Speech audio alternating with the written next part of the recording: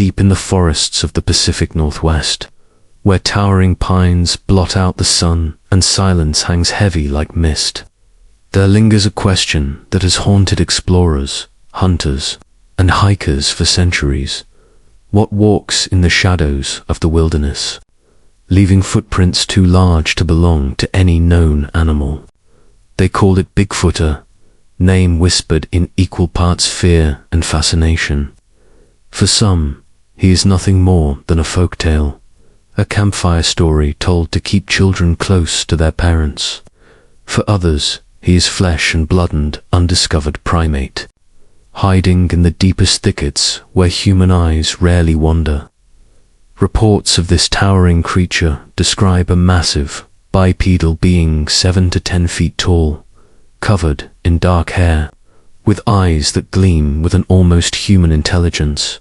The most unnerving detail, however, comes not from what people claim to see, but what they hear. Deep, guttural roars echoing across valleys, tree knocks pounding like war drums in the distance, and the feeling that something unseen is always watching. Skeptics point to hoaxes, costumes, or the human tendency to see patterns where none exist. But then there are the footprints, impressions in the earth so precise, with dermal ridges and depth measurements that experts argue would be nearly impossible to fake. One famous case, the Patterson-Gimlin film of 1967, shows what many claim is undeniable proof: a massive figure striding through a clearing, turning its head with a movement that still fuels debates more than half a century later. Scientists argue over the authenticity, with some calling it a man in a suit, while others note that the anatomy, gait, and musculature don't quite align with human motion. And so the mystery deepens. If Bigfoot exists, how has it remained hidden for so long in a world where satellites map every inch of the earth? If it doesn't, why do sightings persist across decades, across continents, even across cultures? Indigenous tribes long before European settlers told stories of wild men of the woods, guardians of the forests who walked between the human and natural world. Could Bigfoot be a cultural archetype stitched into the fabric of human imagination? Or is there truly something out there, waiting in the trees, as the night grows darker and the woods stretch endlessly beyond the firelight? The question remains: if you were alone on a quiet forest trail, and you heard a branch snap just behind you, would you dare to turn and see who or what was watching? If Bigfoot is nothing more than myth, then why does the evidence refuse to fade away? Across the United States alone, thousands of reported encounters pour in each decade. Scattered from the mountains of Washington to the swamps of Florida, some describe towering silhouettes crossing back roads under the cover of night.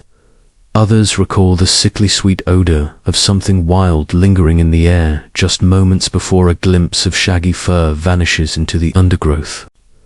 Perhaps the most compelling accounts, however, come from the footprints' enormous impressions pressed into mud, snow, and forest floor. Casts have been taken, preserved, and studied, revealing details so intricate that faking them would require not only an artist but a biologist's precision. Dermatoglyphics patterns, similar to human fingerprints, have even been found in some prints, suggesting a living creature pressed its weight into the earth. And then there are the eyewitnesses, hunters, park rangers, police officers, people with reputations, jobs, and credibility to lose. They describe creatures moving with shocking speed or vanishing into dense brush without a trace. Some claim encounters so close they could see the muscles shifting beneath the fur. Eyes that looked back with a spark of intelligence, eyes that made them question who was truly observing who. Yet skeptics remain, dismissing the evidence as hoaxes, misidentifications of bears, or the tricks of imagination. But then how do we explain the consistency of the reports? The way so many describe similar behaviors, rock throwing, tree knocking, eerie howls that carry through the night. In a world that feels increasingly small, mapped, and explained, Bigfoot stands as a stubborn anomaly. A reminder that perhaps we do not know every living thing that shares this earth with us. Imagine the possibility. A relic hominid, a cousin of humanity, surviving undetected in the shadows of our wilderness. Would such a revelation change how we see ourselves? Would it prove that humans are not the sole surviving branch of a once crowded evolutionary tree? For now, the forests remain silent, and the figure in the distance remains out of reach. But for every skeptic who dismisses the stories, another witness steps forward with trembling voice and unwavering eyes, swearing they know what they saw. And so the legend persists, half hidden, half revealed, waiting. The question is not whether people believe. The question is, why does the story refuse to die?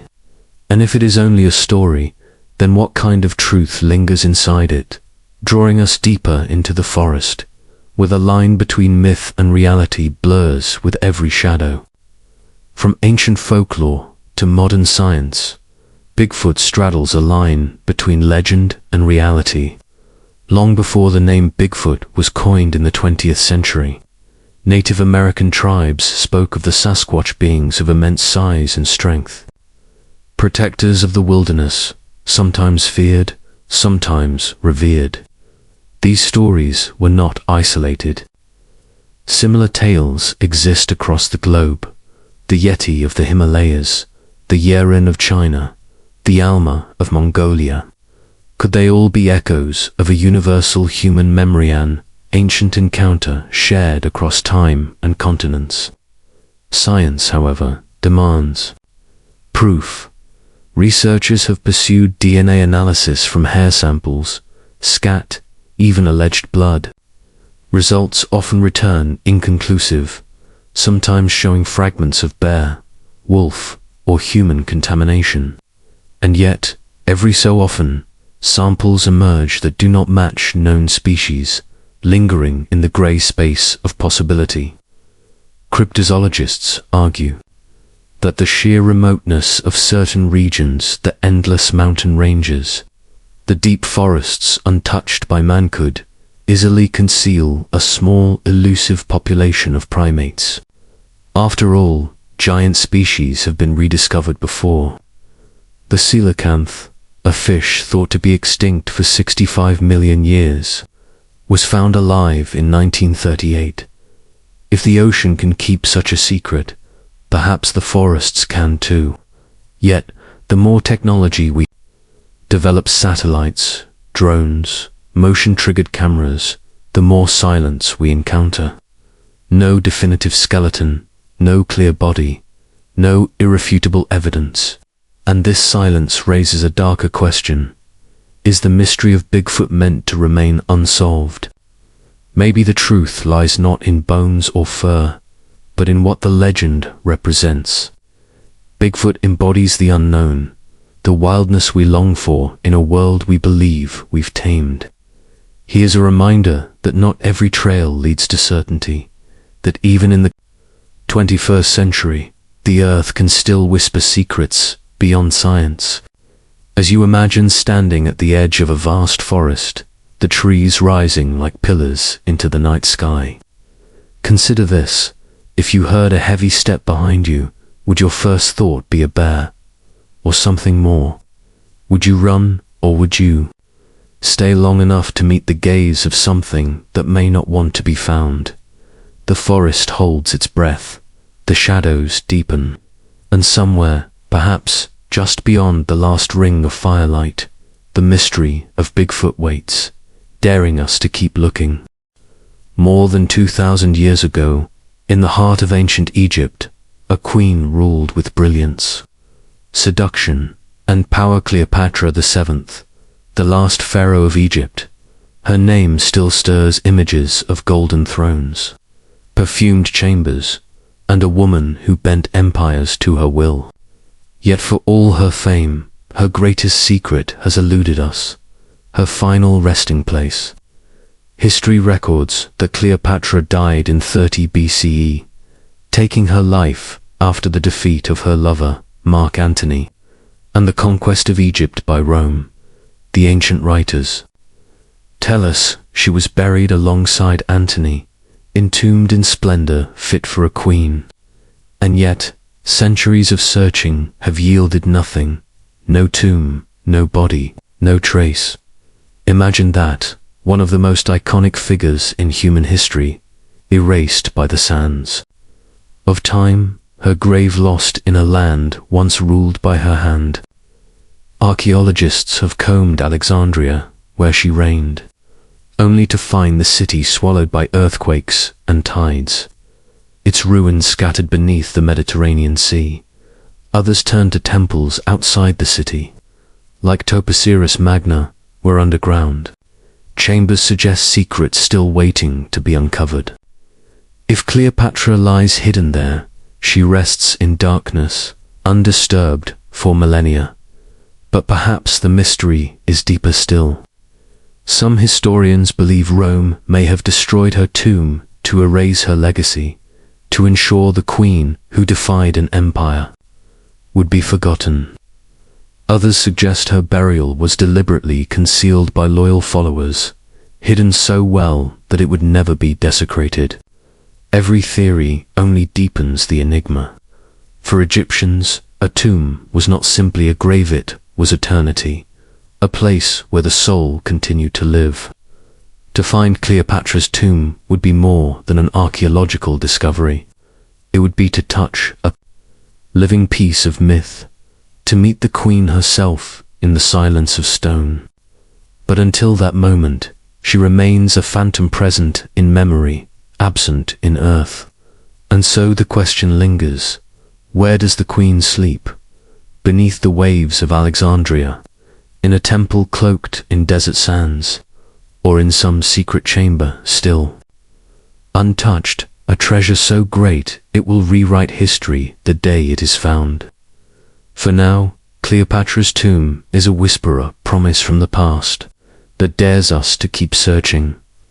The search for Cleopatra's tomb has become one of archaeology's most enduring quests, blending science, myth, and obsession. Generations of explorers have tried to answer the question, where does the last pharaoh rest? Alexandria, her capital, is the first suspect, but the Alexandria Cleopatra knew no longer exists. Earthquakes shattered it, tsunamis swallowed its palaces, and centuries of tides have buried its grandeur beneath the sea. Divers exploring the submerged ruins have uncovered statues, columns, and even possible fragments of the palace where Cleopatra once lived. Yet no tomb, nothing that whispers her final chapter. That absence drives researchers to look beyond Alexandria. In 2009, a new theory gained traction. Cleopatra might be buried at the temple of Taos Magna, a crumbling ruin west of the city. Archaeologist Kathleen Martinez has spent years digging beneath its worn stones, following a hunch that Cleopatra chose this temple to align herself with the goddess Isis. The theory is compelling. Cleopatra often styled herself as Isis reincarnated, and Antony as Osiris. A burial at this site would be both symbolic and hidden from Roman desecration. Deep underground, Martinez and her team uncovered tunnels, hidden chambers, and coins bearing Cleopatra's image. Enough to ignite hope, but not enough to confirm. For every discovery, the sands of Egypt seem to tighten their grip on the truth. And still, the allure remains. To uncover Cleopatra's tomb would not only solve an ancient mystery, but also restore her voice. A voice long distorted by Roman historians who painted her as a seductress rather than a strategist, a manipulator rather than a monarch. Within Her tomb, there might be scrolls, inscriptions, treasures, clues that could rewrite her story. But perhaps the reason the tomb has never been found is because Cleopatra herself willed it so. Perhaps her last act of defiance was to deny history. Her final resting place, to remain untouchable, immortal not in body but in mystery. As archaeologists continue to dig, dive, and dream, the question hangs in the desert air like a mirage. Is Cleopatra waiting to be rediscovered? Or is her grave meant to remain a secret forever, hidden in silence, her spirit watching as the world tries and fails to find her? The mystery of Cleopatra's tomb is more than the hunt for a lost grave. It is a mirror reflecting how we see power, legacy, and memory. To the Romans who conquered her, Cleopatra was a threat, a woman who wielded intellect and beauty as weapons. They wrote her into history as a manipulator, a seductress who brought ruin to great men. But to Egypt, she was far more. A queen who spoke their language, who aligned herself with their gods, who fought to preserve a nation caught between empires. If her tomb were ever found, it could overturn centuries of propaganda, forcing us to see her not through Rome's eyes, but her own. Imagine stepping into that chamber, torches flickering across painted walls, hieroglyphs carved with her likeness, treasures left to accompany her into eternity. Perhaps Antony's body lies beside hers, completing the tragic story of two lovers, bound in death. Or perhaps her resting place is stark and simple, stripped of grandeur, hidden away to keep her safe from desecration. The truth could be stranger still. Some wonder if her body was moved, lost, or even destroyed in the chaos following her death. If so, then Cleopatra's eternal mystery is not just a matter of archaeology, but of destiny. There's a haunting thought here. Perhaps she never wanted us to find her. Perhaps Cleopatra, who mastered the art of performance, who cloaked her life in theater and symbolism, chose to make her death her greatest act of all, disappearing into legend, becoming eternal not through stone and sarcophagus, but through the endless search itself. Each failed excavation, each tantalizing clue, only feeds her immortality. The queen who defied Rome still defies us today, reminding us that some figures cannot be buried, cannot be silenced, cannot be claimed. As you picture the vast desert, night, stars glittering over temples and ruins, ask yourself, what would it mean if tomorrow her tomb were discovered? Would it finally answer the riddle of Cleopatra or only raise new ones? Until that day, the queen remains unbroken, her grave unmarked, her story unfinished. And perhaps that is exactly how she wanted it. In the frozen wilderness of the Ural Mountains, where winds whip across white peaks and silence stretches for miles, lies a place forever marked by tragedy and questions that refuse to be answered. It is called Dyatlov Pass, named after the leader of a doomed expedition in 1959. 9 experienced hikers, young men and women in their 20s, set out into the mountains on what should have been a challenging but achievable journey. They carried skis, tents, supplies, and the knowledge to survive the brutal cold. Yet, within weeks, every one of them would be dead. Their bodies scattered across the snow in conditions so strange, so unexplainable, that decades later the mystery remains one of the most chilling unsolved puzzles in modern history. What happened on that mountain? Their camp was found abandoned, their tents slashed open from the inside, belongings left behind as if they had fled in terror. Some were found barely clothed in the snow, others with horrific injuries, skulls, broken ribs, internal trauma that experts compared to a car crash, but without external wounds to match. One victim was missing her tongue, another her eyes. Radiation traces were detected on some of their clothing, fueling theories of military involvement or even something far more otherworldly. Official investigations at the time concluded only with this chilling phrase, a compelling natural force. But what force could drive 9 seasoned hikers to tear through their tent in panic, to flee into the freezing night without shoes, without coats, without reason? Some suggest an avalanche, though the terrain shows little evidence of one. Others whisper of secret weapons testing, an explosion or sound wave that disoriented and terrified them. And then there are those who point to the unknown strange lights reported in the sky above the mountains that night. Unidentified footprints that didn't match the hikers, whispers of a presence in the snow that science refuses to name. Whatever the truth, the Dyatlov Pass incident is not simply a story of death in the cold. It is a story of fear, of something that forced 9 strong, determined souls into the night, knowing it meant certain death.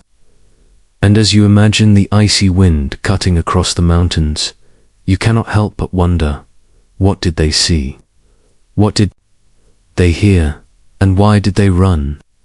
When rescuers reached the Dyatlov group's campsite in February 1959, what they found defied logic. The tent stood battered by snow and wind, but it had not collapsed. It was sliced open from the inside, as though the hikers had clawed their way out in panic. Their boots, coats, and supplies remained neatly arranged untouched. Why would 9 people, trained to survive in sub-zero temperatures, abandon the very shelter that kept them alive? Following the trail of footprints pressed into the snow, searchers discovered bodies scattered across the slope.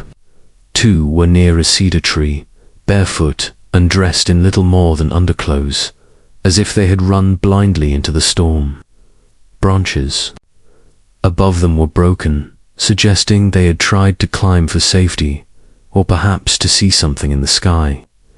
3 more were found between the tree and the tent, sprawled in the snow as though desperately trying to crawl back.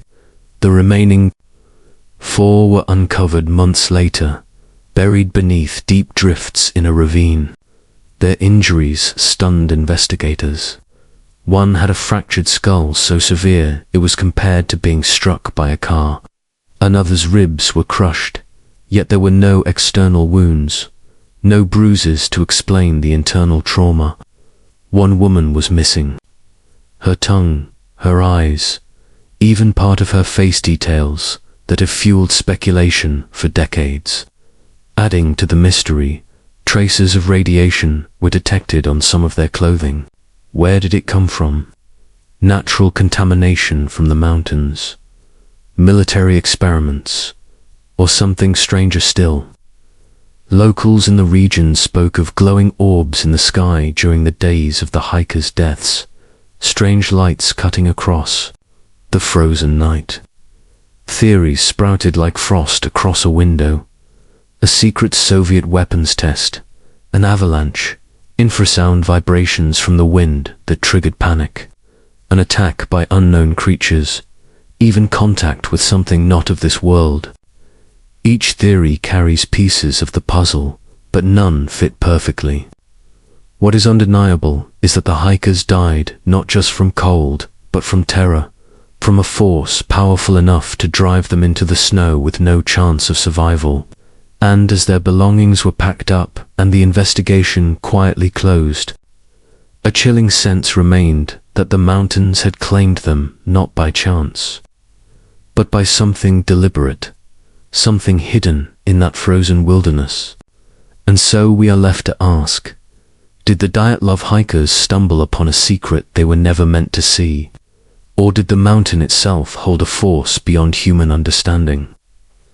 As the decades passed, the Dyatlov Pass incident transformed from a tragedy into one of the most enduring mysteries of the modern age.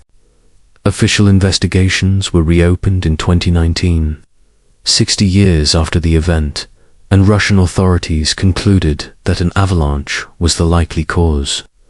But for many, the avalanche theory doesn't hold.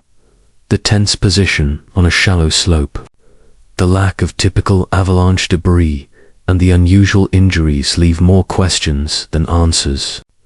Survivors of avalanches do not cut open their tents neatly from the inside, nor do they flee without their clothes into the freezing night, and avalanches do not cause bodies to emit traces of radiation.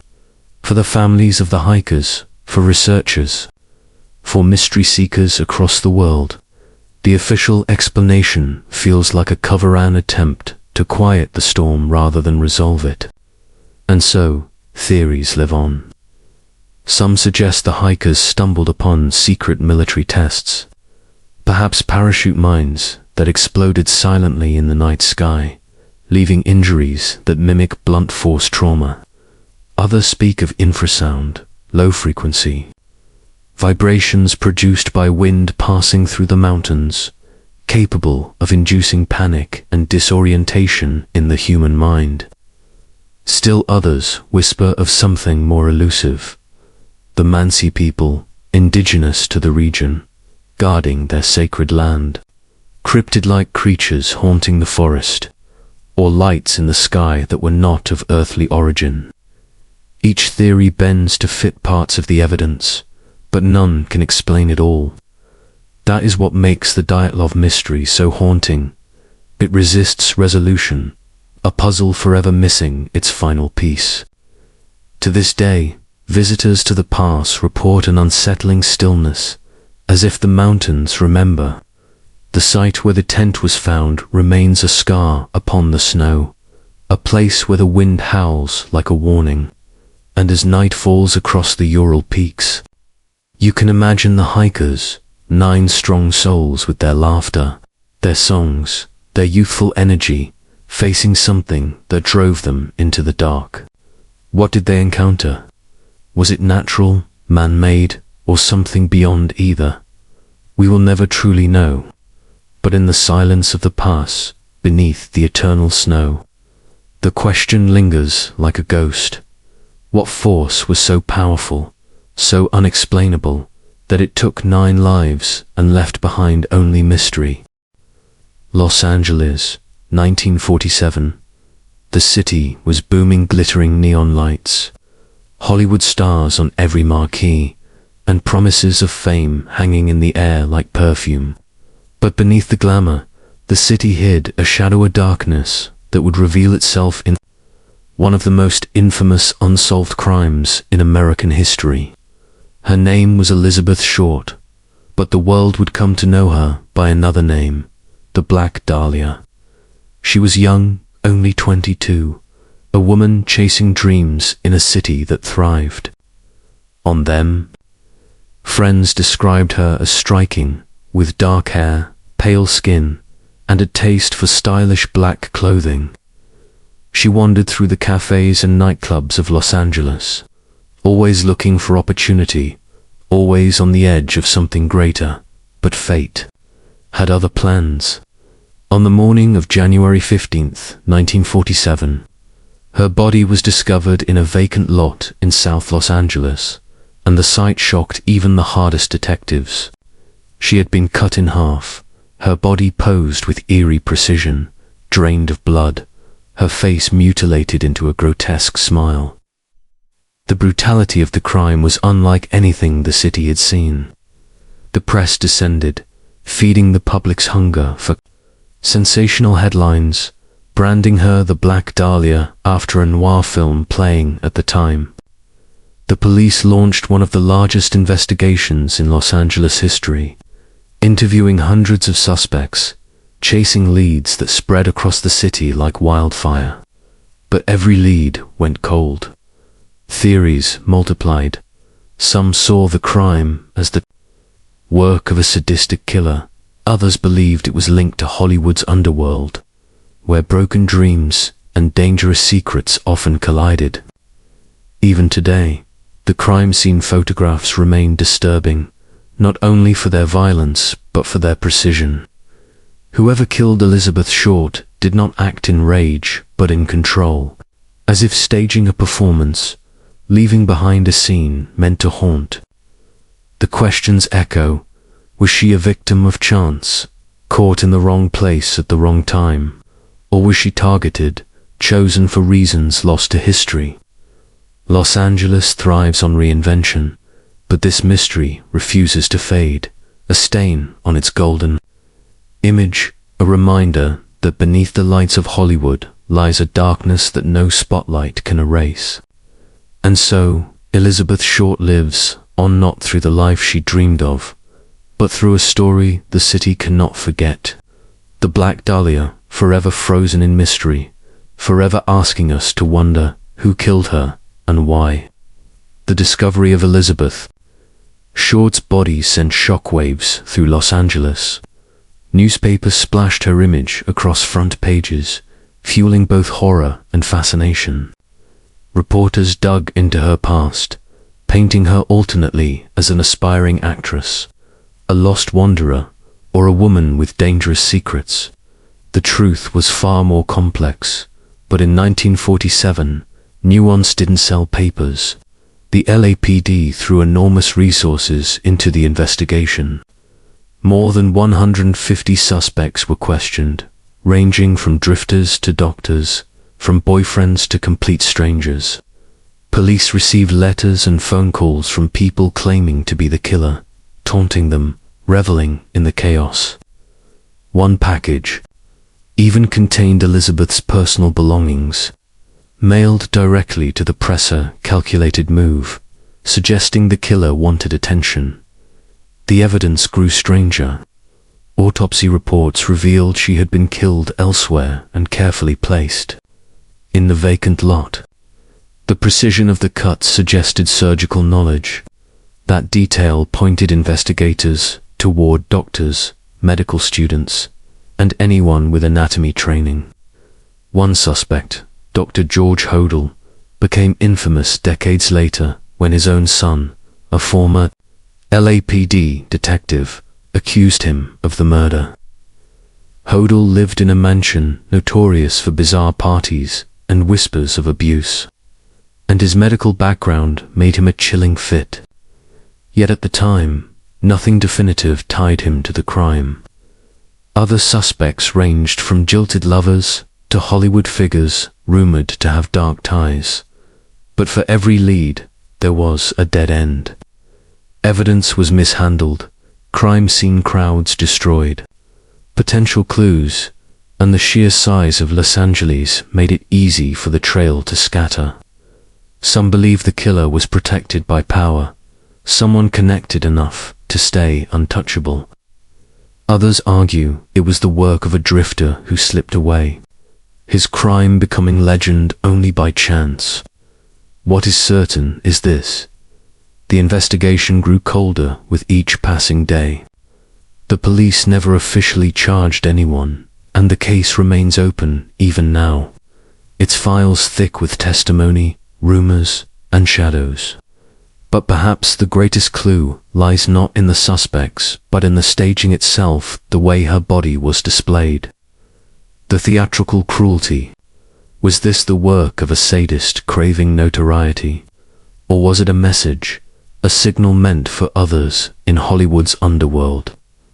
The city never answered, and Elizabeth's voice was forever silenced. Yet her image endured, haunting, timeless, as though her unsolved death turned her into the very star she had once dreamed of becoming. But what price did she pay for that immortality, and who made the choice for her? Elizabeth Short's death became more than a crime, it became a story, twisted by time, shaped by rumor, and transformed into legend. Hollywood, with its taste for tragedy, could not resist. Films, novels, and documentaries have retold her story countless times, each one painting a different picture. Elizabeth as a victim, Elizabeth as a femme fatale, Elizabeth as a ghost haunting the city that consumed her. But who was she, really? Friends described her as kind but restless, ambitious yet adrift. She dreamed of stardom, but like so many others in post-war Los Angeles, she struggled to find her footing. In truth, she was not a starlet, nor a femme. Fatale, she was simply a young woman searching for a place in the world. That is what makes her death all the more haunting. She became a symbol, her humanity eclipsed by the brutality of her end. Her face, black hair, pale skin. A hopeful smile was plastered on posters and articles until it became inseparable from the city's mythology.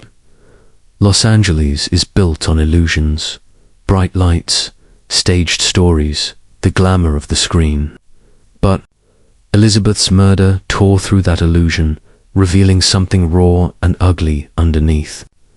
The fact that her killer was never caught only deepened the myth. Every theory, every whisper of a suspect, every retelling adds another layer to her shadow. Some insist that the crime was part of a series, linked to other gruesome murders across California. Others believe the truth will never be uncovered, lost in police corruption, destroyed evidence, and the passing of time. Yet the fascination remains. Tourists still visit the site of her discovery, now just another patch of Los Angeles. Street true crime enthusiasts pore over files, convinced they can solve what detectives could not. And through it all, Elizabeth Short remains the eternal enigma, the Black Dahlia, a flower of beauty and death, blooming forever in the city's darkest soil. Her story is not just about a crime, it is about the power of mystery itself. The way unanswered questions linger longer than answers ever could. As the years stretch on, one question continues to echo through Los Angeles like a refrain. Was Elizabeth Short's fate the product of chance? Or was she always destined to become a legend carved in shadows? Los Angeles, 1949, just 2 years after the Black Dahlia case had horrified the city. Another young woman vanished into the night, leaving behind a trail of whispers and a single, haunting clue. Her name was Jean Spangler, an aspiring actress and dancer. She was 26, striking and ambitious, with bit parts in films and dreams of something larger. On the evening of October 7th, Jean kissed her 5-year-old daughter goodbye and told her sister-in-law she was heading out to meet her ex-husband about child support. But she never returned. The next morning, her purse was discovered in Griffith Park, its strap torn as if it had been yanked away in a struggle. Inside was a note, scrawled hastily on a piece of paper. It read, "Kirk, can't wait any longer. Going to see Dr. Scott. It will work best this way while Mother is away." The message raised more questions than it answered. Who was Kirk? Who was Dr. Scott? Was Jean meeting someone in secret, or was she planning something more sinister? Detectives followed every lead. Her ex-husband denied seeing her. Rumors swirled that she had been dating powerful men in Hollywood. Some pointed to Kirk Douglas, the actor who admitted knowing Jean but claimed no involvement. The press seized on the mystery, weaving stories of a starlet swallowed by the same shadows that had claimed Elizabeth Short. The note suggested she might have been pregnant, seeking an illegal abortion from a figure named Dr. Scott. If true, it was a dangerous path. Such procedures in 1949 were secretive, risky, and often tied to the criminal underworld. Others speculated that Jean's disappearance was tied to Hollywood itself, relationships gone wrong, secrets too dangerous to expose, debts owed to the wrong people. Weeks turned to months, and still no sign of Jean emerged. No body, no trace. She had stepped out into the Los Angeles night and simply never returned. The city whispered, The press speculated, but the truth lay just beyond reach. Unlike Elizabeth, short, Jean Spangler left behind no crime scene of horror, only silence, absence, and a cryptic note that refused to explain itself. And perhaps that is what makes her case so haunting. Not the brutality of death, but the mystery of disappearance. She could be anywhere. She could be alive. She could be dead. She could be hidden. What happened to Jean Spangler that night? And who was waiting in the shadows for her? The days following Jean Spangler's disappearance revealed a tangled web of suspects and connections, each more puzzling than the last. The cryptic note mentioning Kirk drew immediate attention. Hollywood. Insiders wondered if it referred to Kirk Douglas, who had recently worked on a film where Jean had been an extra. Douglas quickly issued a statement through his lawyer, claiming he barely knew her and had nothing to do with the note. Still, suspicion lingered. The other name in the message, Dr. Scott, pointed investigators toward another possibility, that Jean had been pregnant and seeking an abortion, which was illegal in 1949. Back alley procedures were dangerous and often linked to organized crime. If Jean had met such a doctor, it could have ended in tragedy, but no Dr. Scott was ever identified. Then came another chilling lead. Jean had been romantically linked to several men, including a nightclub owner with ties to mobsters, and even her ex-husband, Dexter Benner, was questioned heavily. He claimed ignorance, insisting he hadn't seen her that night. Yet his bitter custody battle with Jean over their daughter cast a long shadow over his innocence. Witnesses reported seeing Jean speaking with mysterious men shortly before she vanished, men who were never identified. Griffith Park, where her purse was found, was vast, a place where evidence could vanish as easily as a person. The city buzzed with theories. Was Jean silenced because she knew too much about Hollywood's darker side? Was she lured into a trap by someone she trusted? The unanswered note suggested she was expecting something, some meeting, some conclusion that never came.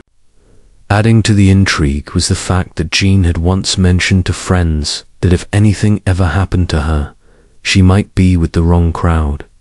But who exactly was that wrong crowd? Was it the mob-connected men she occasionally dated? Was it the shadowy figures involved in the abortion underworld? Or was it someone closer, someone who blended in with the normal, everyday face of Los Angeles? Police questioned, the press speculated, and Hollywood whispered, but no definitive answers emerged. Jean Spangler's name joined the growing list of women who had vanished without a trace, swallowed by the sprawl of Los Angeles and its glittering yet dangerous nightlife. And so the question deepened, not only who Jean was with, but why. Was her disappearance the result of a crime of passion, an accidental death, or a carefully orchestrated silencing? The possibilities only multiplied.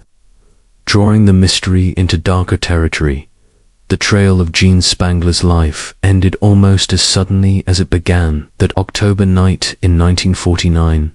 After the flurry of leads and suspicions, the case simply faded into silence, like a movie reel cut before the final scene. The note in her purse remained the strongest clue, yet without context it was only a whisper in the dark. Some believed she was lured away by someone promising to help with her pregnancy, only for the meeting to become fatal. Others suggested she had been caught in the crossfire of Los Angeles' shadowy underworld, a city where mobsters, Hollywood elites, and hidden vices often collided. And then there were those who swore Jean had staged her disappearance, seeking to escape custody, battles, debts, or heartbreak. But why leave her purse in such a public place, and why abandon her daughter, the one person she seemed most devoted to? In the years that followed, Sightings trickled in, each one more uncertain than the last. A woman resembling Jean was spotted. In San Francisco, another in Phoenix, and even in Mexico. Each report fizzled, with nothing verifiable to bring her back into focus. Jean's case became one of Los Angeles' longest unsolved vanishings, the kind that gnawed at detectives because the clues were so tantalizing yet so incomplete. In a city that often turned tragedies into tabloid fodder, her disappearance carried a haunting resonance. Unlike Elizabeth Short's murder 2 years prior, Jean's case lacked a body, lacked closure, leaving her not as a victim carved in blood, but as an absence, a hollow echo. Hollywood moved on, as it always does, but the questions lingered. Who was Kirk? Who was Dr. Scott? Who were the unnamed men last seen with her? Most of all, what became of Jean in those final hours after leaving her home dressed for a night that never ended? Every attempt to solve the puzzle leads to a wall of shadows where names blur and motives vanish. Her story is not merely a mystery. It is a vanishing point, the exact moment when a person becomes a ghost without a death. And perhaps that is the cruelest fate of all, to walk into history not with a scream, but with a silence so profound it has lasted more than 70 years. It was the evening of November 24th, 1971, Thanksgiving Eve, when an unremarkable man in a dark suit and neatly pressed tie walked into Portland International Airport. He purchased a one-way ticket to Seattle under the name Dan Cooper. Nothing about him raised suspicion. He was calm, polite, and ordinary in every sense, the kind of man who could disappear in a crowd without effort. Yet by nightfall, his name's lightly misreported by the press as D.B. Cooper would become one of the most enduring mysteries in American history. On board Northwest Orient Flight 305, Cooper ordered a bourbon and soda, lit a cigarette, and quietly slipped a note to the flight attendant. She assumed it was just another businessman's clumsy attempt at flirting. But when she pocketed it without reading, Cooper leaned in and whispered, "Miss, you'd better look at that note.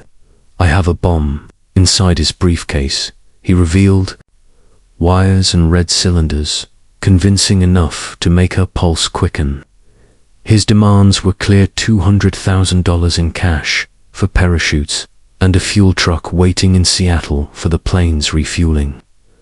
Calm, collected, and almost courteous, Cooper reassured the crew that no one would be harmed as long as they complied. Passengers were told there was a minor delay due to technical issues. They never suspected that a hijacking was unfolding just a few feet away. Hours later, under the cover of night, the plane lifted off again with only the crew and Cooper. On board, somewhere over the dense wilderness of the Pacific Northwest, he strapped on a parachute, tied the money to his body, and stepped into the howling dark. The storm winds roared at 200 miles per hour, the ground below stretching endlessly in shadow. And then, just like that, he was gone, swallowed by the night sky, leaving only questions in his wake. Did he survive the jump? Did he die in the forest, his body forever hidden beneath the pines? Or did he vanish into a new life, money in hand, becoming a ghost that walked among us unnoticed? To this day, no trace of Cooper has ever been definitively found. All that remains is a face captured in the iconic police sketch that stared out from newspapers and television screens. The mysterious man who fell from the sky and never returned, after D.B. Cooper vanished into the stormy night. The investigation became one of the most intense and perplexing manhunts in FBI history. Agents combed the Pacific Northwest, from the dense forests of Washington to the winding rivers and cliffs, searching for any trace of him or the stolen money. Investigators found a few tantalizing clues: a small bundle of rotting $20 bills, discovered years later along the Columbia River, bore his fingerprints and raised more questions than answers.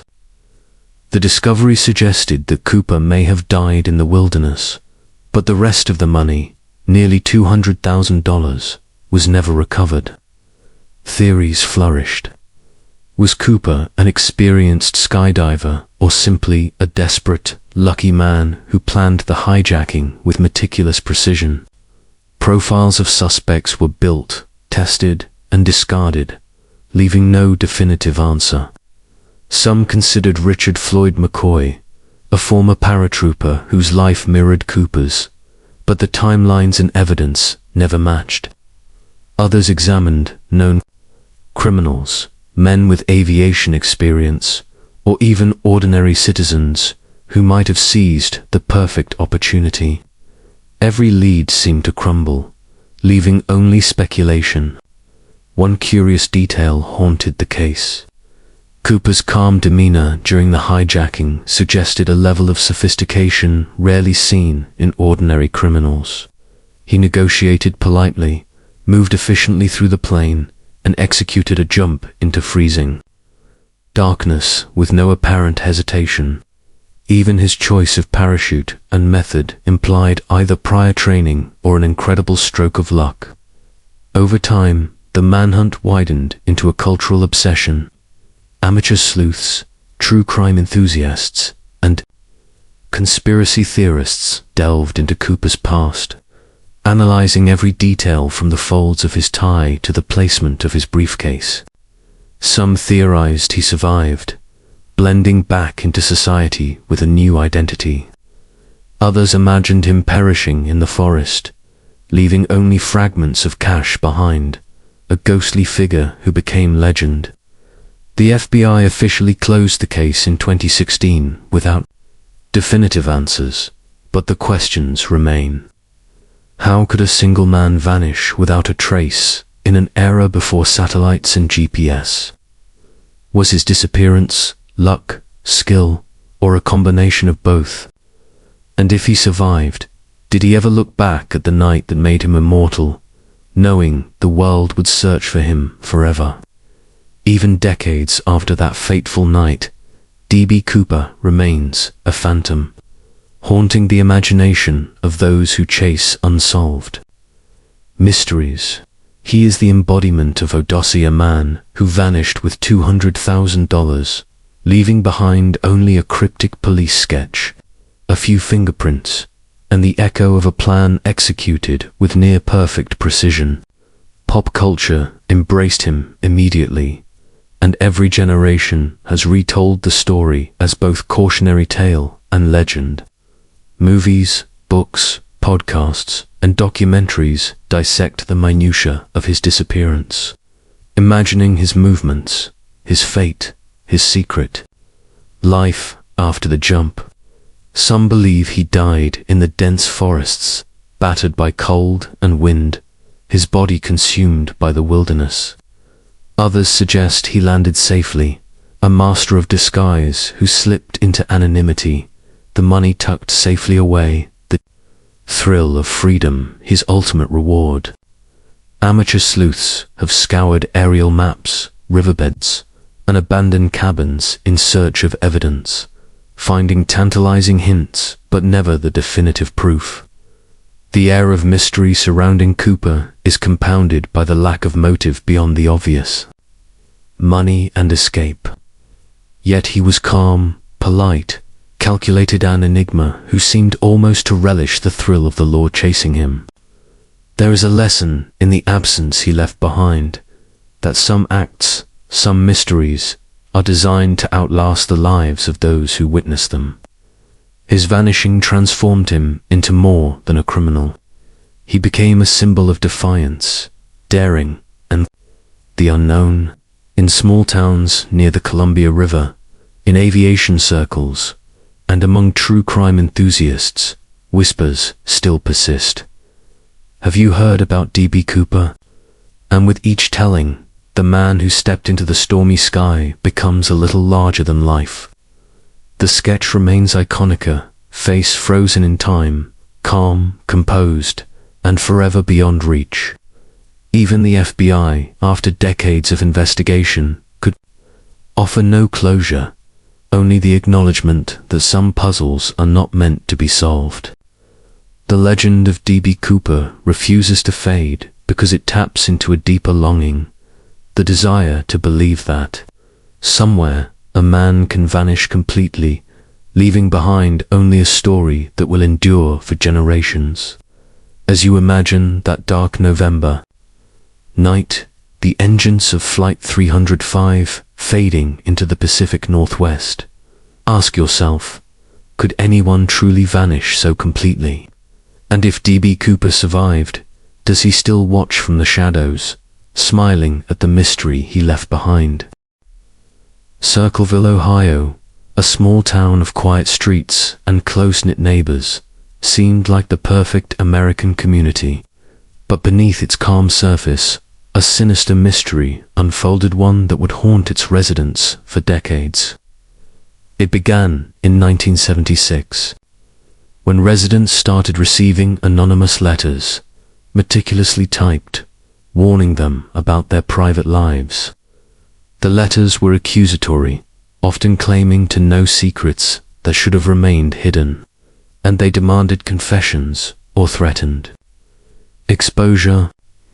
Initially, the letters targeted Paul Fraser's wife, Mary, alleging an affair with the school superintendent.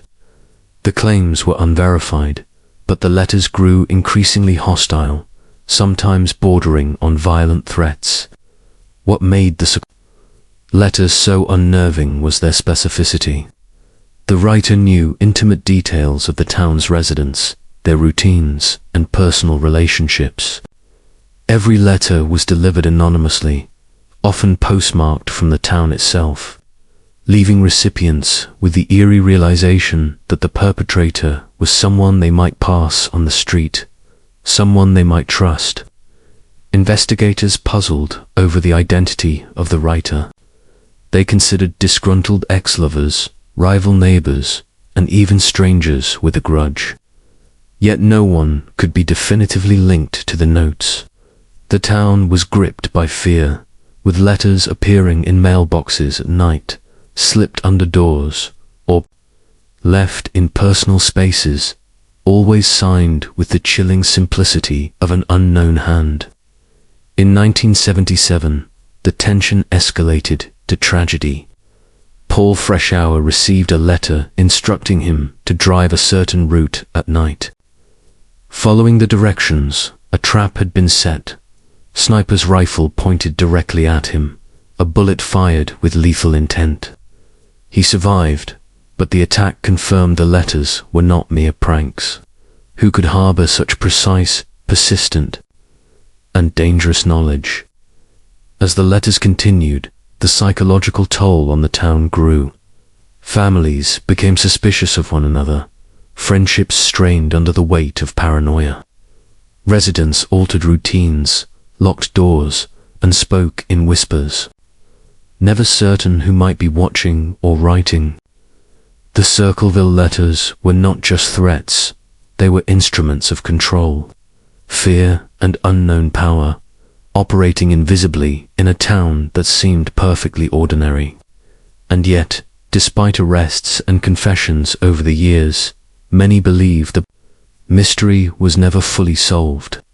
Who was the true author behind the letters? And what was the ultimate motive lurking beneath the surface of this quiet Ohio community, waiting to be revealed? The Circleville letters gripped investigators in a web of frustration and dead ends. Police examined everyone from neighbors with grudges to disgruntled town officials, but each lead dissolved into uncertainty. One suspect quickly emerged: Paul Fraser's brother-in-law, Ronald Williams. Police believed he had the motive to intimidate Mary Fraser, but no concrete evidence ever linked him to the letters. He denied involvement and remained silent, leaving investigators grasping at shadows.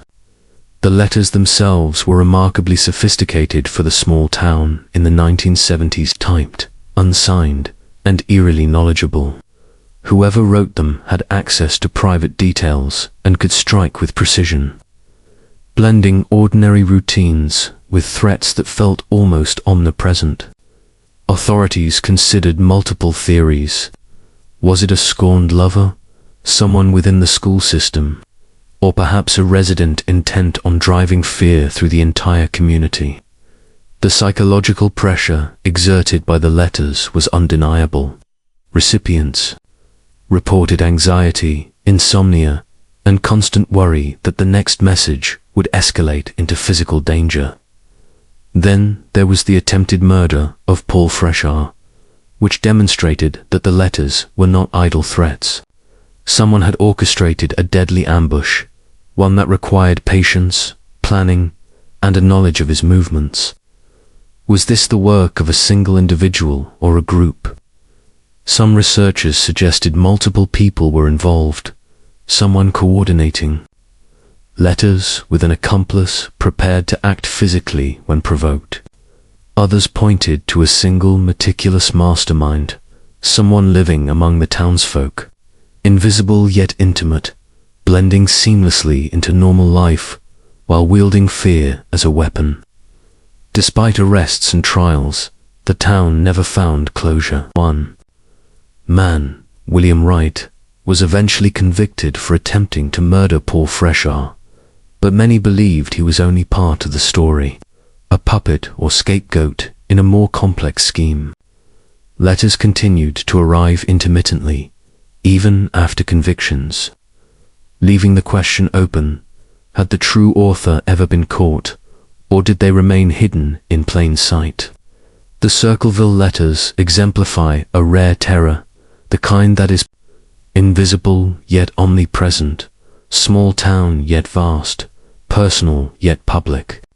And as years turned into decades, residents remained haunted, forever wondering who had the power to watch, threaten, and manipulate an entire community without ever being discovered. Even after arrests, trials, and decades of investigation, the Circleville Letters left a lingering shadow over the town. The fear they inspired did not fade with time. It became woven into the fabric of Circleville's history. Residents spoke of the paranoia that gripped families, the way neighbors eyed one another suspiciously, and the invisible presence that seemed to lurk in quiet streets. Some letters continued to appear long after the supposed perpetrator was behind bars, suggesting either a copycat or the unsettling possibility that the true mastermind had never been caught. The letters themselves remain chilling artifacts, neatly typed, precise, and filled with knowledge of private lives. They demonstrate a level of obsession and surveillance that feels almost modern, predating today's concerns about privacy and digital exposure. To this day, the town is cautious when speaking of the events, as if acknowledging them aloud might invite the invisible author back. The case has inspired books, documentaries, and theories ranging from the mundane to the bizarre.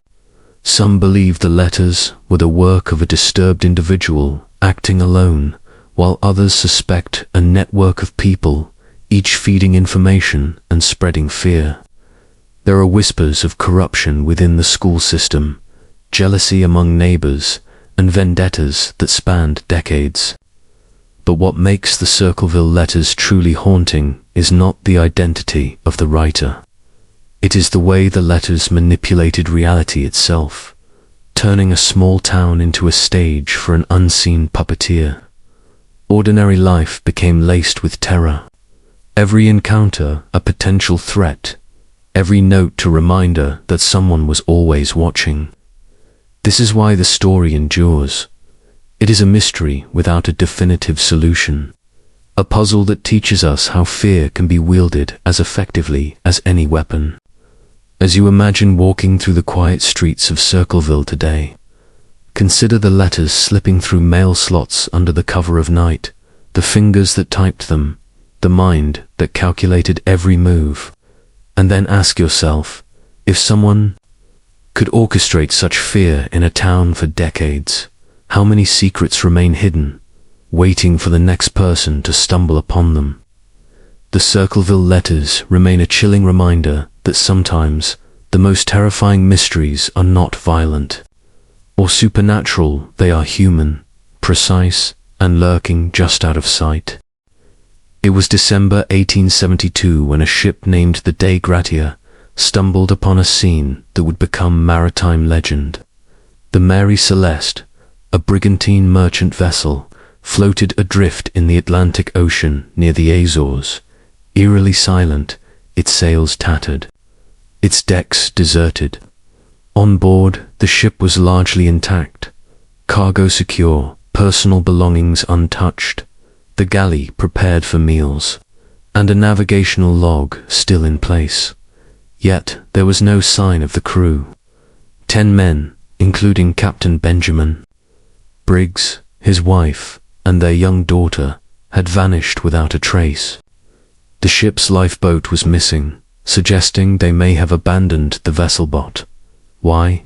The Atlantic can be unforgiving, but the sea was calm that day, the weather unremarkable.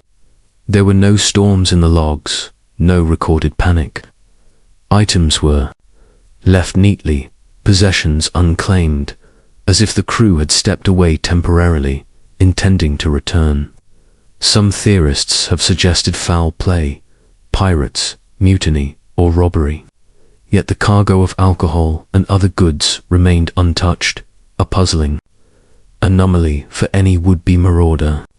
Others propose natural phenomena, a sudden waterspout, a buildup of alcohol vapors causing fear of explosion, or rogue waves that prompted the crew to abandon ship in haste. Even stranger, reports noted a missing compass and evidence that the ship may have been under partial sail when found, implying that those who left it did so suddenly but with some intention. Over the years, the Mary Celeste has become synonymous with ghost ships, floating vessels whose secrets lie hidden in the waves. Writers, historians, and oceanographers have pored over its story, attempting to reconcile logic with the unexplainable. Every theory explains part of the puzzle, but none explains all. The calm sea, the orderly decks, the disappearance of every living soul aboard. The story of the Mary Celeste endures not because of violence or horror, but because it reminds us that the ocean can swallow its secrets without trace.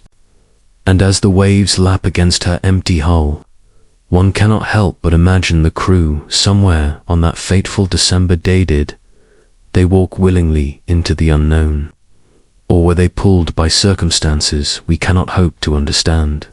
The Atlantic keeps its silence, and the Mary Celeste drifts on, a floating enigma, daring us to answer a question the sea itself refuses to speak.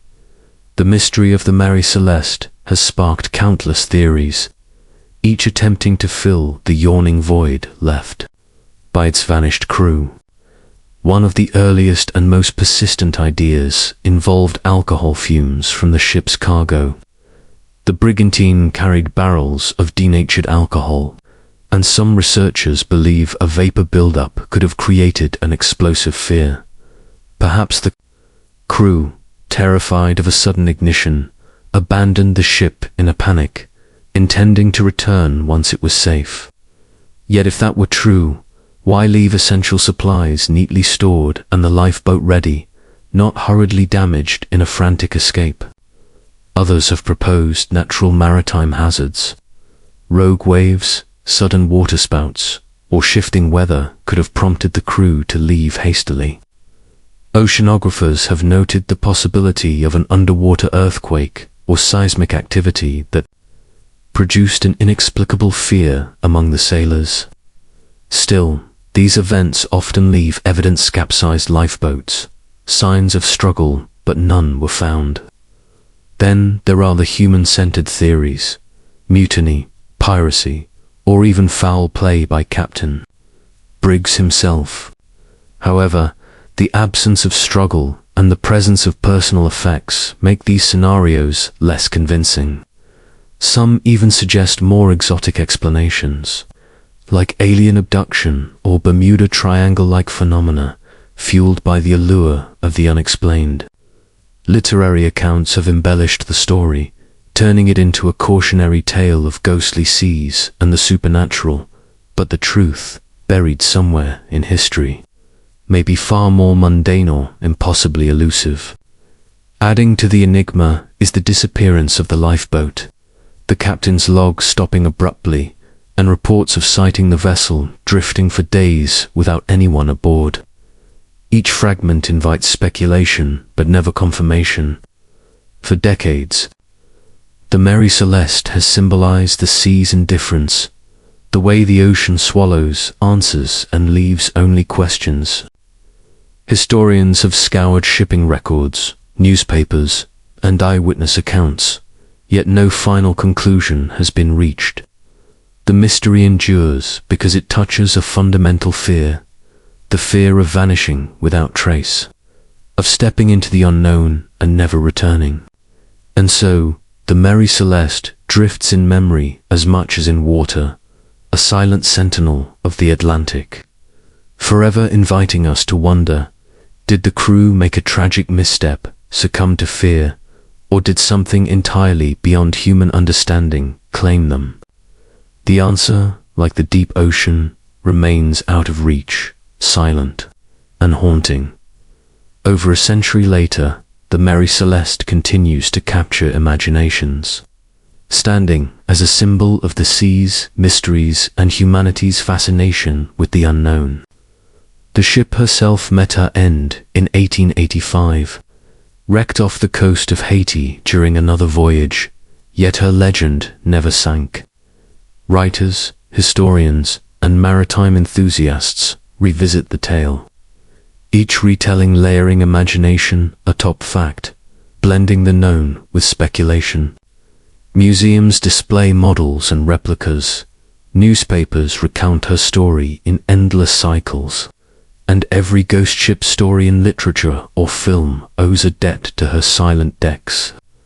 What makes the Mary Celeste so enduring is not simply the disappearance of its crew, but the elegance of the enigma.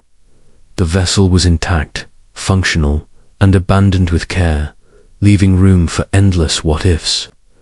Did the sailors survive, only to vanish into anonymity? Did fear or miscalculation lead them into the sea's dark embrace, or did some other, unknowable force intervene? Each theory offers tantalizing possibilities, yet none satisfy fully, leaving the story suspended between history and legend. Even today, the Mary Celeste reminds sailors, storytellers, and dreamers that the ocean is a realm that holds its secrets tightly. It teaches a strange lesson about human curiosity. The more we investigate, the more questions arise, and the allure of mystery often surpasses the value of certainty. As you imagine the vessel adrift on the Atlantic waves, the wind whistling through empty rigging and the sun glinting off the water, it is easy to picture the crew somewhere, their fates unknown. As observers in history imagine countless scenarios. Perhaps that is the true power of the Mary Celeste. Her story is not simply of a ship or its lost crew, but of humanity confronting the unknowable. In the vastness of the sea, ordinary rules falter, and ordinary lives vanish, leaving behind only speculation, fear, and fascination. And as the waves lap against the hull, whispering secrets no one can hear, we are left to wonder what became of those who vanished so completely. Will their story ever truly be told, or will the Mary Celeste forever drift as a ghost ship, a haunting reminder that some mysteries are meant to remain unsolved? In the small desert town of Taos, New Mexico, a strange phenomenon has baffled residents and scientists alike for decades. A persistent low-frequency hum, barely audible yet deeply unsettling, that seems to come from nowhere and everywhere all at once. First reported in the early 1990s, The Taos Hum was described as a droning, rhythmic vibration, a sound that seemed to seep into the skull, felt more than heard. Some residents compared it to distant machinery, others to the faint rumble of a subterranean engine. Its origins were elusive. Investigators brought in sound engineers, physicists, and audiologists, attempting to record and measure the hum. Some devices picked it up, others detected nothing, making it inconsistent and frustratingly intangible. Not everyone could hear it, adding another layer of mystery. Why could some perceive it while others were completely unaware? Theories abounded. Some suggested it was a geological phenomenon, vibrations from shifting tectonic plates, or underground water flow, creating resonant frequencies. Others posited that it was man-made hidden machinery, power lines, or industrial equipment producing low-frequency sound waves. Even more intriguing were the psychological and neurological hypotheses. Could the hum exist primarily in the mind, a form of mass auditory hallucination, or a rare sensitivity among certain individuals? Those who could hear it often reported insomnia, headaches, and an unshakable sense of unease. It was subtle, yet impossible to ignore, as though the earth itself were whispering a secret just beyond comprehension. Researchers noted that similar phenomena had been reported worldwide in places like Bristol, England, and Windsor, Canada, suggesting that the Taos Hum might be part of a global mystery rather than a local oddity. Scientists, however, remained divided, unable to explain its selective audibility, its persistence, or its origin. For those living in Taos, the hum became a part of life, a almost ghostly companion that haunted quiet nights and empty streets. It was a sound that provoked curiosity and anxiety in equal measure, a reminder that even in modern life, some mysteries persist. And as one lies awake at night, straining to catch the faint vibration beneath the hum of silence, the question lingers: is the Taos Hum a product of the natural world, a quirk of human perception, or something else entirely, a whisper from a source we may never understand? Over the years, scientists, engineers, and curious observers attempted to trace the source of the Taos Hum, but each investigation seemed to deepen the mystery rather than resolve it. Acoustic experts brought sophisticated equipment into homes, workplaces, and remote areas, scanning the frequencies, measuring vibrations, and analyzing air pressure, but results were inconsistent. Some devices detected faint signals, others picked up nothing at all, as if the hum existed only for those attuned to it. Epidemiologists and audiologists entered the fray, exploring whether the hum was linked to rare auditory conditions or neurological sensitivities. The idea that only a small percentage of the population could perceive it lent credibility to theories involving infrasound, vibrations below the threshold of normal hearing that can provoke discomfort, nausea, or anxiety in those who detect them. Meanwhile, geologists studied the surrounding desert landscape, considering underground faults, seismic activity, and hidden aquifers as possible explanations. Was the hum a natural resonance created by shifting rock or the movement of subterranean water? Perhaps the land itself was singing in a low, imperceptible tone. Others speculated about man-made causes, distant factories, high voltage power lines, or even secret military equipment. After all, New Mexico has long been associated with classified installations, and the possibility that the hum was a byproduct of experimental technology was never fully dismissed. Despite these efforts, the hum remained elusive, an auditory ghost. Residents reported that it seemed to change in intensity and location, sometimes present in one part of town and absent just a few streets away. Attempts to simulate or reproduce the hum in laboratory conditions failed, leaving scientists frustrated and intrigued in equal measure. Psychologists even proposed that the hum might be a collective psychosomatic phenomenon, a shared experience amplified by attention and expectation. Yet the consistency of reports over decades suggested something more tangible. The Taos Hum is a sound without a source, an invisible vibration threading through reality, perceptible only to some. And as researchers continue to probe, measure, and theorize, the residents of Taos are left with the sensation of something unseen, something beneath their feet, something that whispers and hums in the quiet of night. Is it earth, machine, or mind? Or could it be something else entirely? A low, persistent reminder that the world contains mysteries beyond our comprehension. Decades after the first reports, the Taos Hum continues to linger in the collective imagination, both locally and worldwide, transforming from an oddity into a symbol of humanity's fascination with the inexplicable. Its impact on the town of Taos has been subtle yet profound. Residents who hear the hum describe sleepless nights, a creeping unease, and an almost compulsive desire to locate its source, while those who cannot perceive it struggle to understand what makes it so disturbing. Scientists' inconclusive studies only amplify its mystique, giving the hum the status of a modern enigma. Over time, the phenomenon has seeped into culture. Artists, writers, and musicians have drawn inspiration from it, attempting to capture the sensation of a sound that is felt rather than heard, a vibration that penetrates consciousness in a way that defies explanation. The hum has been compared to whispers of the earth itself, subtle vibrations echoing from hidden depths, or even as a reminder that the world contains layers and frequencies we are not equipped to detect fully.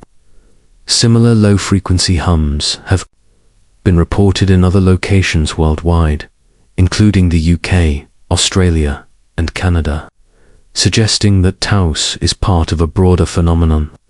Yet each case carries its own peculiarities, and none have been conclusively explained. The mystery endures, because the hum resists categorization. It is not a roar, a bang, or an unmistakable signal. It is understated, intimate, and selective.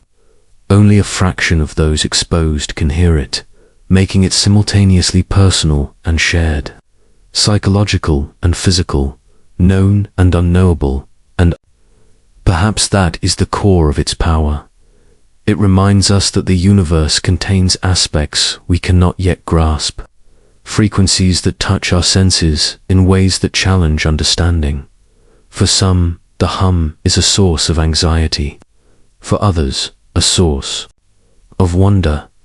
It is a soundless presence that forces attention, reflection, and imagination.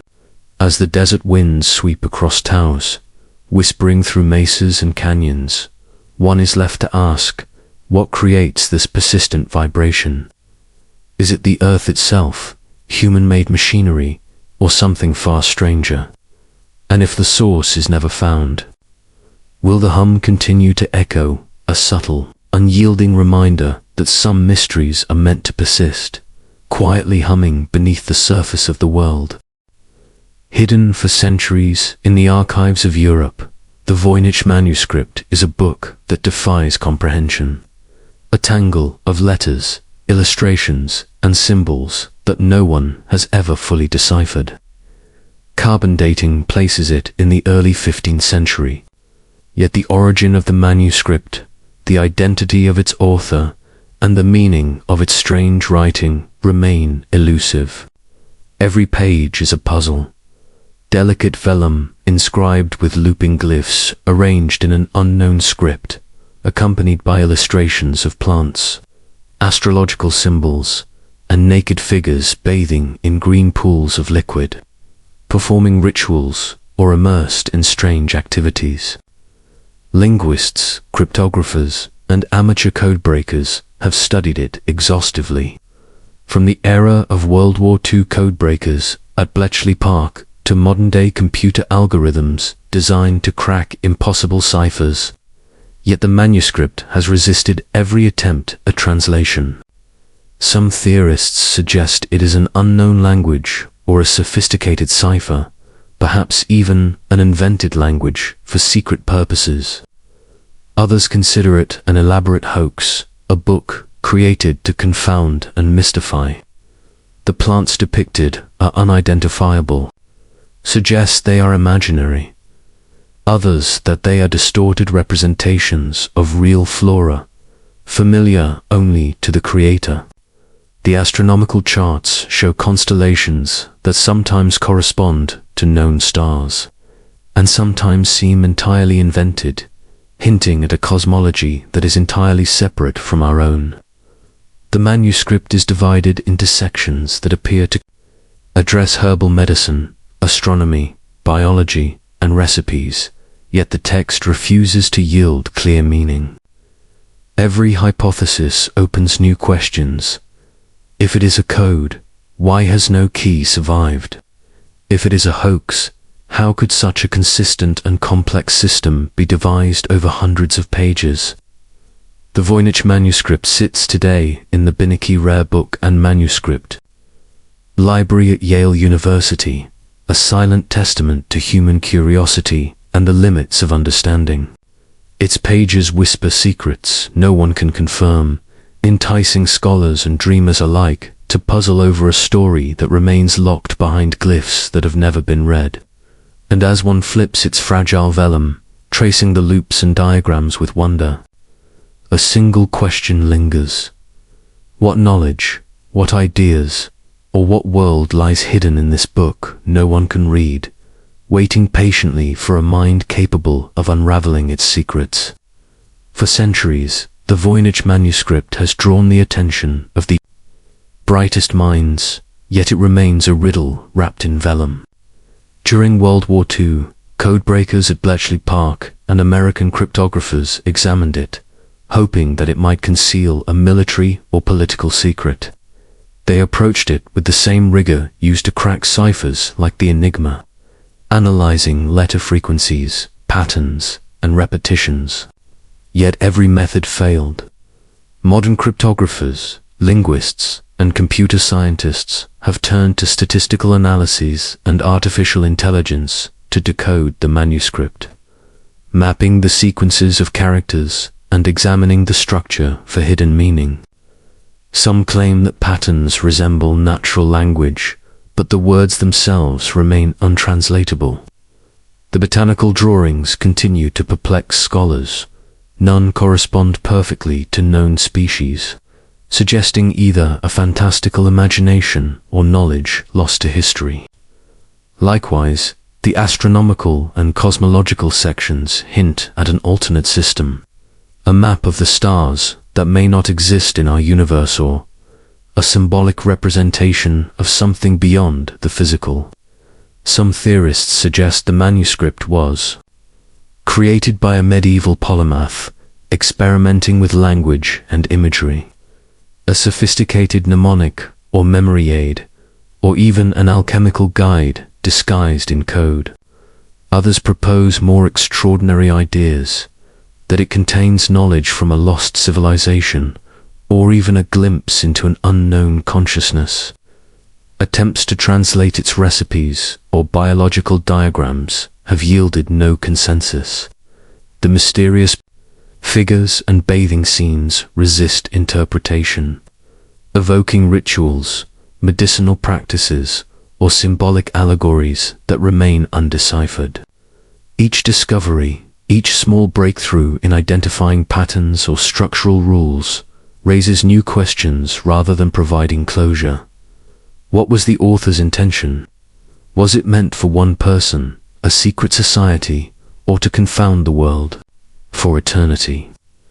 And if the manuscript is indeed a hoax, it is unlike any other. Carefully constructed with a level of internal consistency that rivals real languages. A puzzle that seems designed to survive centuries. The Voynich Manuscript reminds us that human knowledge is not infinite, that curiosity can collide with impenetrable mystery, and that sometimes the greatest enigmas are those that refuse to reveal themselves at all. And so, as the pages sit quietly in Yale's archives, the manuscript waits, patient and unyielding, challenging each new generation with the same question it has posed for hundreds of years. Can anyone ever truly understand what lies within these cryptic pages, or are some secrets destined to remain forever unread? The Voynich Manuscript has become more than a book. It is a symbol of human curiosity, a challenge that has spanned centuries and transcended disciplines. Its allure lies not only in its unreadable text, but in the questions it raises about history, knowledge, and the limits of comprehension. Artists, writers, and cryptographers have all tried to interpret it, each bringing their own imagination to bear, yet no single explanation has been universally accepted. The manuscript has inspired novels, documentaries, and even musical compositions, reflecting the profound influence of a book that refuses to yield its meaning. Its botanical illustrations, strange cosmological diagrams, and bathing figures continue to provoke speculation. Were they representations of real phenomena, allegorical teachings, or products of pure imagination? Some believe it may have been an instructional guide for secret societies or an esoteric work intended to encode forbidden knowledge. Others consider it a historical prank of unparalleled sophistication, crafted to puzzle the learned and the curious alike.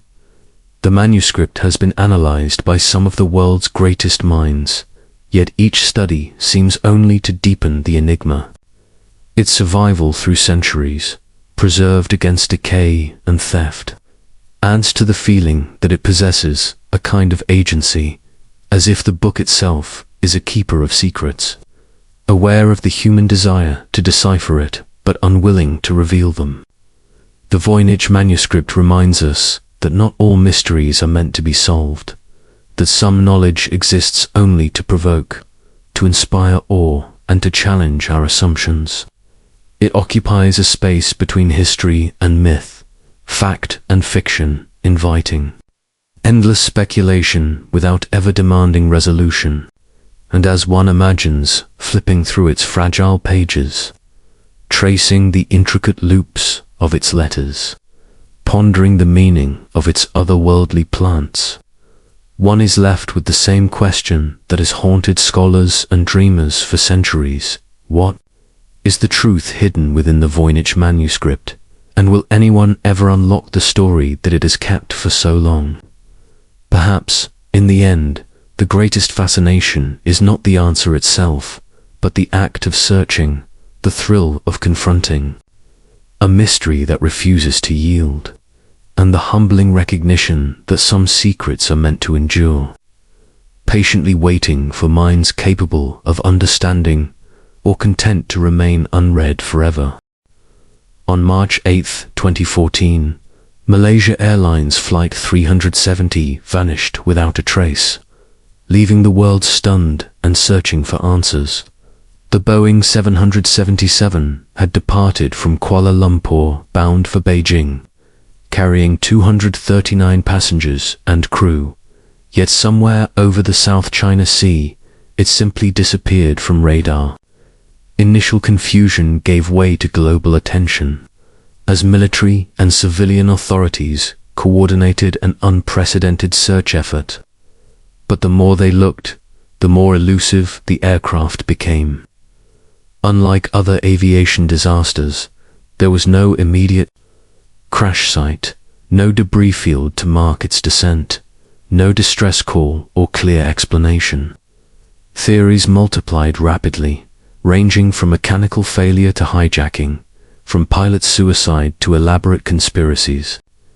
Investigators analyzed every last piece of data: the radar tracks, satellite handshakes, an automated transponder pings, yet the flight's final path over the vast Indian Ocean defied certainty. The search became a massive operation, stretching thousands of kilometers across deep, turbulent waters, involving dozens of nations and sophisticated sonar and satellite technologies. Yet in spite of this effort, the plane remained largely hidden, as if swallowed by the ocean itself. Small pieces of debris eventually washed ashore on islands and coastlines thousands of kilometers from the presumed crash site, confirming that Flight 370 had met a watery fate, but offering few clues about the circumstances. Every fragment raised more questions than it answered. Why was the plane so far off course? Why had communication systems been disabled or altered?